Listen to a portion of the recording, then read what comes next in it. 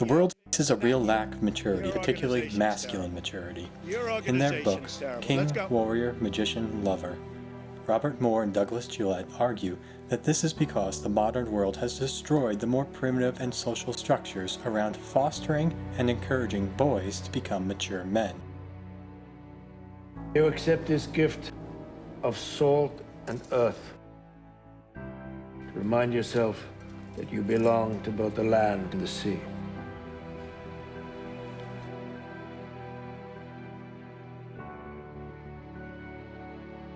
I would add to this that this notion is not exclusive to boys alone, since we still live in a predominantly patriarchal society where it is more common to see immature men in positions of power and authority. That the more educated the general public becomes, the more these immature men stick out of our collective cultural norms. This immaturity is not only present at the top of our society, but is present in our society at all levels, from government institutions, office cultures, our close personal friends, and where it all starts, our own families. Since we still live in a predominantly patriarchal society where it is more common to see immature men in positions of power and authority, where women are often successful because of their maturity, men are more likely, because of the patriarchal privilege, to be successful in spite of their own immaturity.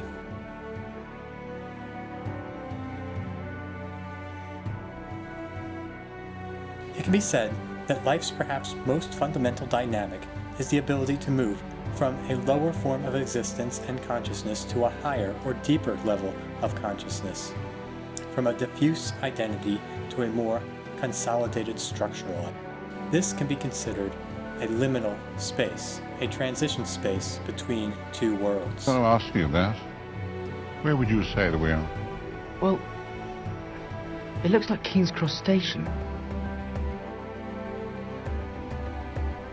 In an ideal society, one would move through these stages of life by rituals and initiation coordinated by society's elders. There are still remnants of these rituals in our society today, which Moore and Gillette call pseudo-rituals. These events offer the same structural ritualization and offer the same goal, to make men out of boys. However, those administering the rituals are more likely in today's societies to still be immature themselves. Even older men who are still very much locked in their own boy psychology. Think of a drill instructor who shirks his responsibility of teaching order and discipline and instead seeks out his own sadistic desires. Are you? Sir, no, sir! Are you in love with me, Swafford? Sir, no, sir! Oh, you don't think I look good in my uniform, Swafford? Sir, drill instructor looks fabulous in his uniform, sir! Oh, so you're gay then, and you love me, huh? Sir, I'm not gay, sir! Think of the gang members that offer protection to the young, impressionable boys, only to take advantage of their innocence for their own means. Victory! Victory! Victory! The largest and most important steps in one's journey to maturity is the form of child psychology to adult psychology.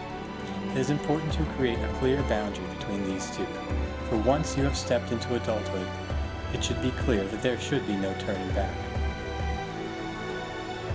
This is where ritual leader is imperative. Let's go. You've taken your first step into a larger world. According to Moore and Gillette, he is the one who lives out the vision of the mature adult, as an example for the inductees to inspire to. And you have a confidence problem. Now, I'm not going to sit here and blow sunshine up your ass, Lieutenant. A good pilot is compelled to always evaluate what's happened so he can apply what he's learned. Carl Jung and his followers believe that all humans have a baseline operating system that allows us to develop in similar ways. This operating system expresses itself in art or in common myths from cultures all around the globe, particularly in the archetypes of our common stories. Moore and Gillette lay out the basic archetypes as the king, the warrior, the magician, and the lover. These are the archetypes of the mature masculine in its highest form. Each has a corresponding child archetype, a mid-level achievement, so to say, on the path from child psychology to adulthood, or from immaturity to maturity. They are respectively, the Devine Child, the Hero, the Precocious Child, the Oedipal Child. Each archetype is the full balanced child, and with each archetype there is an unbalanced bipolar shadow. In order to begin the journey to adulthood, the child must achieve the child archetype in its balanced and highest form. The Devine Child is present in many mythologies, particularly religious ones. It is the story of Jesus, the only Son of God, the story of Moses, the prince among the reeds floating down the river, and of modern myths such as the last son of Krypton, the boy who lived, and the boy who would be king. The reason the same story is so present in our culture throughout the ages is that it is primal in all of us, particularly in a young age when we realize that we have our whole lives yet to live and we fantasize about our potential. This child lives in all of us. It is who we think of when we think of ourselves at our most base level. The Devine Child is defined not by his own ambition, but by the hopes and dreams of their parents and those around them. The Devine Child is the hope for the next generation incarnated into one being. As good as we all like to think we are, all of us cast a shadow when in the spotlight. And children are no different. Each archetype has two bipolar shadows, one passive and one active.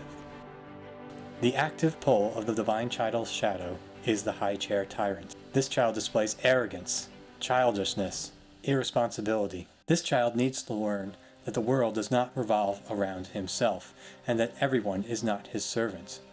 If the child does not learn this lesson, if the parents give in to the demands of the child too often, even when it does not pacify the child will grow up with a constant desire for more.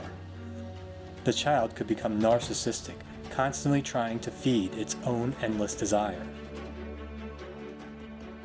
In this, the child becomes the parent, only he becomes a slave to the child within, a slave to himself, unable to fill his own desires. The passive role of the Devine Child is the weakling prince. This child is prone to helplessness, constant discomfort, lethargy. This child needs to learn to stand up for himself and seek out his own desires. If the parent continues to shelter and cater to the weakling's every discomfort and fight every battle on their behalf, the child will never be able to exist alone in their own right and will rely on the parents to fulfill its endless needs for comfort. The shadow is bipolar, and the child can often switch between either pole as necessary. If the tyrant is confronted with a stern proclamation, he will return to the weakling to gain sympathy.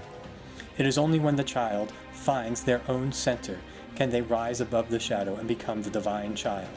This child is the precursor to the king archetype.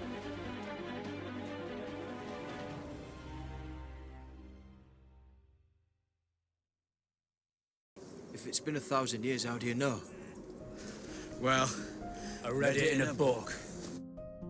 The Precocious Child is a child that loves to learn and figure out what makes the clock tick and how to get that impossible achievement in their video games.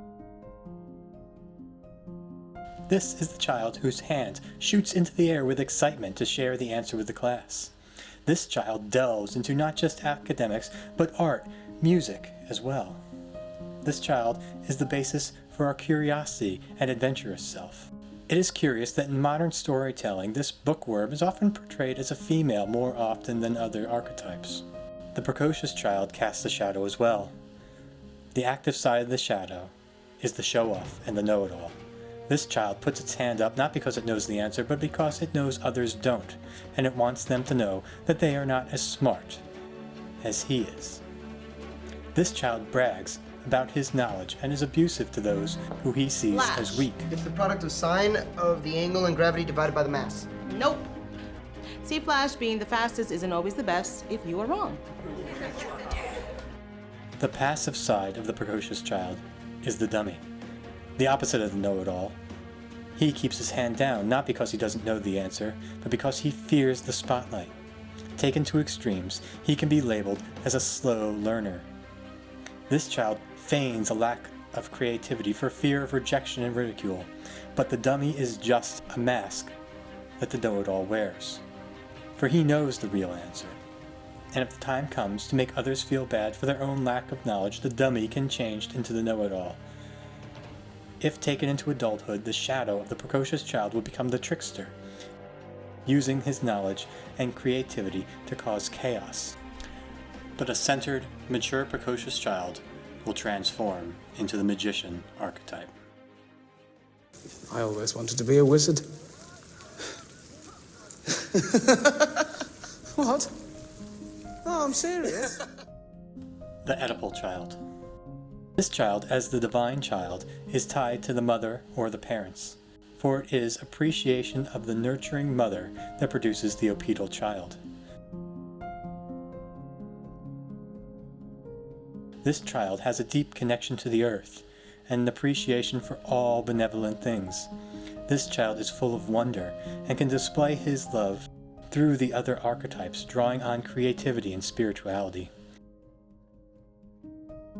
Freight woke up the other guys, and it was on the tip of my tongue to tell them about the deer, but I didn't. That was the one thing I kept to myself. I've never spoken or written of it until just now. This child is the basis for kindness and generosity that is needed to meet the requirements of the other archetypes in their fullest. See, no, I can't go. Thanks, though. It's okay. I got an extra one. The Oedipal Child's active pole is the mama's boy. As the name suggests, this child is obsessed with his own mother and can even fantasize about marrying the mother, particularly when the father is absent or weak. Taken further, as the myth suggests, this child will wish to kill his own father. All children have images of their parents as gods, and many myths involve killing a god to marry the goddess.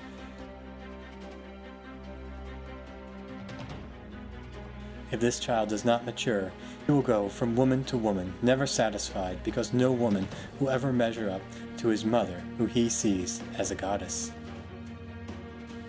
The passive shadow of the pedal child is the dreamer. While the mama's boy actively seeks the mother, or a replacement for the mother, the dreamer only fantasizes he could do either. This child is lonesome and withdrawn from human interaction. While children learn to play, he stares off in dreams, lost in his own fantasies.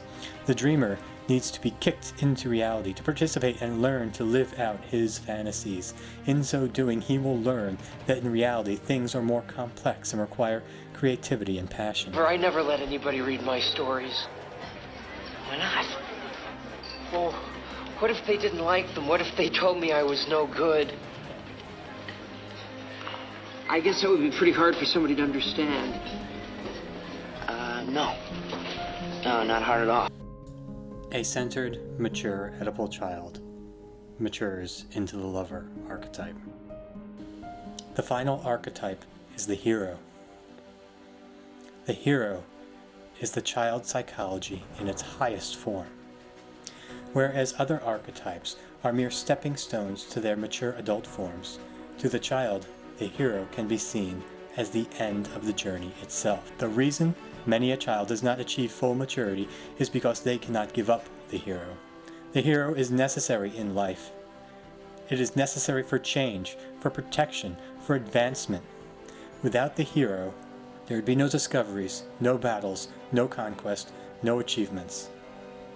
The hero is defined by what he is not rather than what he is. The hero casts a long and dark shadow, and we have all met this shadow, in childhood and in adulthood. The active form of the hero's shadow is the bully or the grandstander. Driven by the need to impress others, the bully shows off, is not a team player. He wants the glory and the spotlight at all costs. The passive shadow of the hero is the coward. This child does not stand up for himself, runs from fights, and feels guilty for it. But this is a necessary lesson for the hero. It teaches humility. Humility is the one lesson that needs to be learned but must never be taught, for humility is taught by the bully and learned by the coward. That's what creates the hero.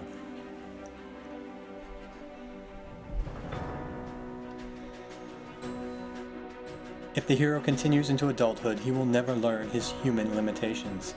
He will not accept his own mortality and that of others.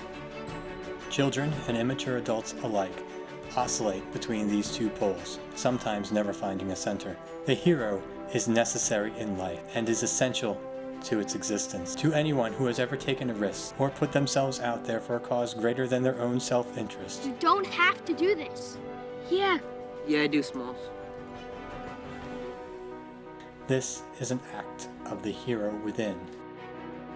The actions of the hero can seem foolhardy to the weakling and coward, and even the king and warrior alike, but they are necessary. I will take the ring to Mordor. With age and wisdom from battles won and lost, the hero matures to the warrior.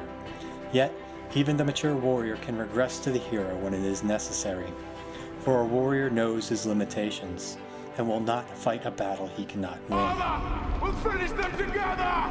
Silence. But when the situation is dire, and the hero energy is needed, this is the energy that launched the boy into manhood.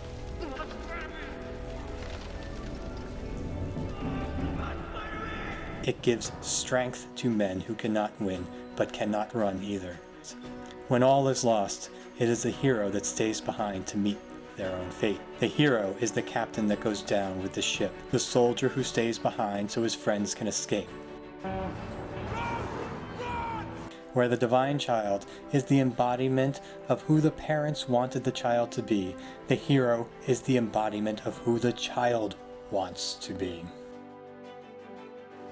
But if the child survives, the hero must remember that the hero is the path to the greater warrior, as all these are midpoints to a higher achievement of maturity. Everyone fails at who they're supposed to be, Thor. The measure of a person, of a hero, is how well they succeed at being who they are.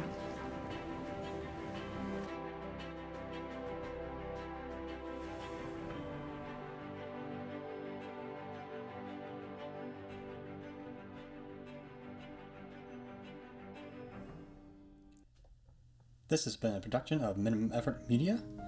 There are videos here on the first of every month starting in 2020. Please subscribe for more videos. Leave a like if you enjoyed the content, a negative comment if you didn't, or both if you feel indifferent. Thanks for watching. Your future is whatever you make it, so make it a good one.